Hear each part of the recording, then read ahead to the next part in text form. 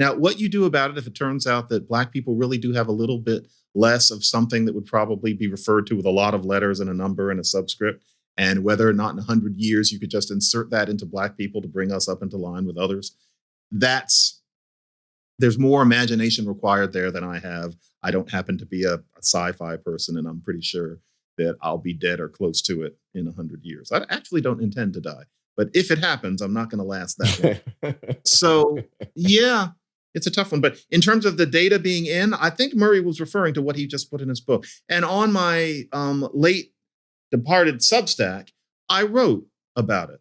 And I wrote about how I felt about it. And frankly, it was completely unedited because it was Substack. It's exactly how I felt. And so those were my thoughts on Murray's book, which I found disappointing, not inaccurate, but I found the implications that he drew from it disappointing. But I think that's what he meant. The IQ test data is now in. Is that what you thought he meant, Glenn, back then? What I thought the questioner meant? No, what Murray meant. He was always saying. Well, yeah, Murray meant. Actually, I think that's a mild misreading of Facing Reality, which I think is the title of that book, in that he's not actually getting to the question of where the test score differences come from. He's not saying they're genetic or not. That's elsewhere that he has opined about that. He's just saying they are there and they're significant. He's saying when you measure cognitive ability, you see big differences between racial groups, and it can't be but that will be reflected in differences between racial groups and how they perform at jobs that require cognitive ability. Mm-hmm. So if you don't have enough Black engineers or surgeons or whatever, I mean, it's not necessarily a reflection of the society failing Black people. It may be a reflection of differences in cognitive ability between the racial groups, and that's what these tests seem to be telling us. He bracketed the genetic question. Elsewhere in his book, Murray, Human Diversity, this big tome that he's written about differences between what he calls, what does he call it, ancestral populations. He doesn't use race and gender.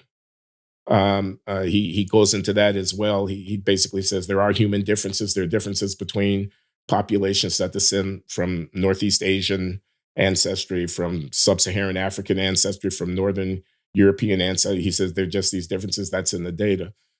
And he forecasts for 21st century biological science and genetic science that this the term is polygenic scores, the ability to measure differences in genetic endowment and use the scores so measured to predict differences among human beings and their abilities and their performance at various kinds of tasks.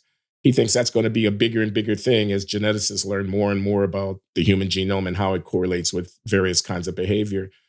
I find it hard to deny the forecast that the 21st century and modern biological and human genome-related science will reveal things that we don't know, that find in genetic foundation an explanation for, violence or for other kinds of human behavior. I mean, it seems to be putting your head in the sand to think that that's not an area in which human knowledge is going to expand, and who can predict what the consequences of that will be. Mm-hmm. Now, I thought, though, that in this question from Yan Shin, there's the intimation that even if there are genetic differences of substantial significance between population groups, it may come to be a time when interventions, treatments of one kind or another that alter the genetic dynamics or whatever. Now, I'm not an expert here, so please forgive me being crude,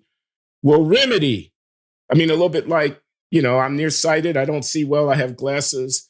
But if there weren't corrective lenses, God, I'd be severely disadvantaged in life from the fact of my limited vision.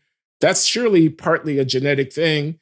It could differ between populations in terms of the relative frequency of various kinds of visual impairment, but it's a non-starter as a social issue because everybody has access to corrective interventions.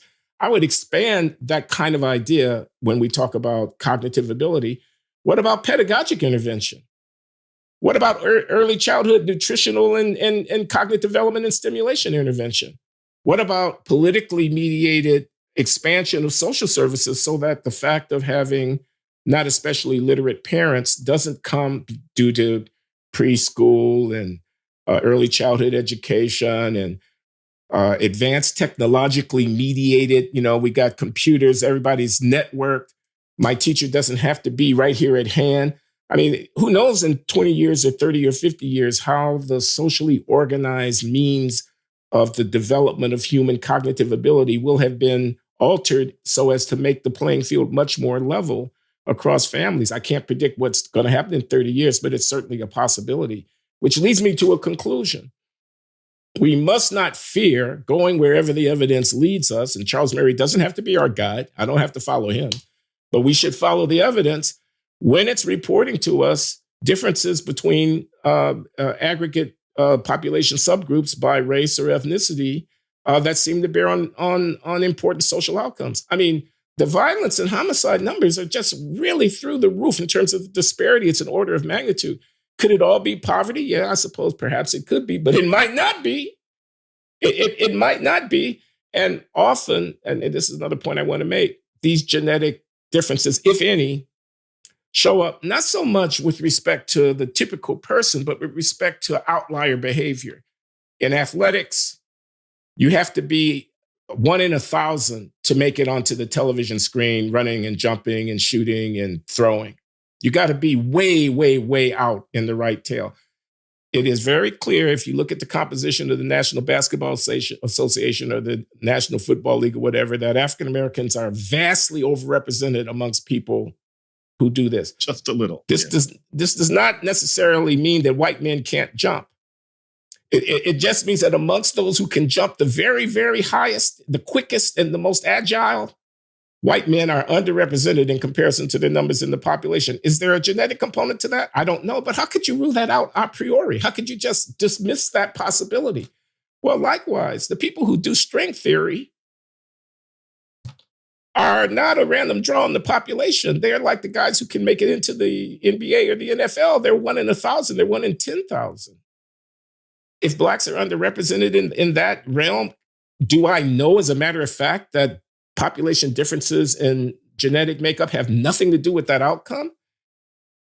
I mean, that's a political, not a scientific position. That's a question, it seems to me, that has to be allowed to be investigated. I disagree strenuously with some. I think of William Darity, the economist at Duke University, for example. We spoke of this briefly in a previous Glenn Show conversation you and I did, John, who say that if you allow for genetics to be considered as a possible explanatory factor in discussing differences amongst human beings and social outcomes, how much money they make, how well they do in school, how frequently they get in trouble with the law, et cetera. If you allow that, inevitably, it'll lead to a eugenicist, racist world where Black people will be on the short end of the stick. I disagree with that. The reason I disagree with that is because you cannot stifle human inquiry into deep questions. That there's a kind of, don't listen to Galileo because if you do, you'll have to conclude that the Earth is not the center of the universe. Kind of feel Copernicus, you have to conclude that the Earth is not the center of the universe, and then the Bible is wrong. There's a kind of a feeling to me about that idea. I think you have to let the chips fall where they may. I think you have to do it cautiously. I think you have to do it prudently. I think the presumption is against quick arguments that attribute significant social differences between racial groups to genetics. I think we're a long, long way from being able to say anything of that sort. Even though Charles Murray does border on doing exactly that. I disagree with Charles Murray about that.